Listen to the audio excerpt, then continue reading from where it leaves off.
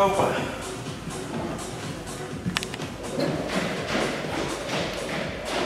Това е дължина с къси крайници. Винаги правя чукче от гърба. Долу кръста. И гледаш да не се дивиш, че си дадеш. Гледам да не се дивам, да. Това не е пост. Значи почвам с това. После правя чуковете. После само правя ръковатка. Отгоре.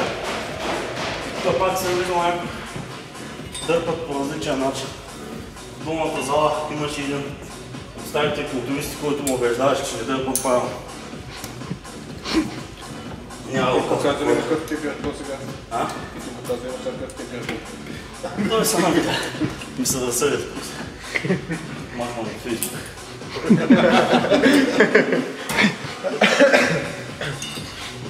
Защото му убеждаваш, че трябва да застанеш така и да дърпаш лапите надолу. И това и заднора. И заднора.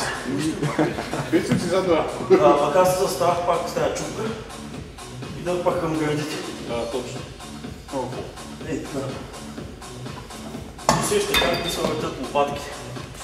А с две лопатки правиш ли отделно това пак отгоре? Само на снимки.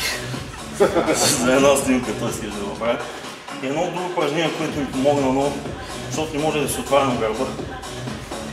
Явно лопатките нещо не мога да ги завъртя. Голям е гърба, обаче тръгвам да отваряме и не са хубаво. Защото ти къси крайниците не мога да спринци. Може от това да е. Обаче вкарах една супер серия след това на половър, защото много разтваря гърдния кош. Така тук на скрипеца пускам и долу. Това е една 15-ка. И после с една ръка. Даже бях почуна много пъти. Хващам. Тия дърпане с една ръка. Просто да работя лопатките да се върти. И това. Това ми е единството, което съм правил на супер серия за гръб. И после на най машина тя ме е любима. За гребането.